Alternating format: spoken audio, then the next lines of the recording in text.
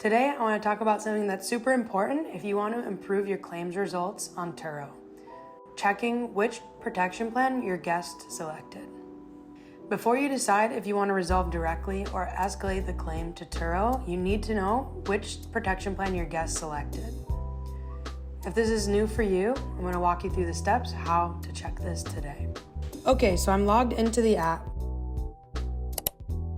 Go into a specific trip, and under Help, you'll see the car sharing agreement. Then when you scroll down, you can see the protection plan that the guest selected. Here, you're going to see one of 4 options: Premier, Standard, Minimum, or Declined. If the guest chose the Premier plan, they have no liability. Their deductible is $0. If they chose Standard, they have a $500 deductible. If they chose the Minimum, they have a $3,000 deductible. And if they declined, they're 100% liable.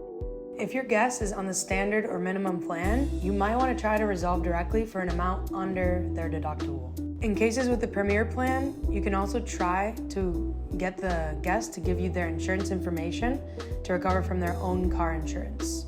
However, you will not be able to get any money directly from them through Turo. If they decline protection, your best bet is always to first try to resolve directly and not have to eat your deductible. If they're not cooperating, then you'll have no choice but to escalate to Turo and see if you can recover anything. All right, this was a quick tutorial on checking your guest protection plan. Hope this is helpful for you. Happy renting.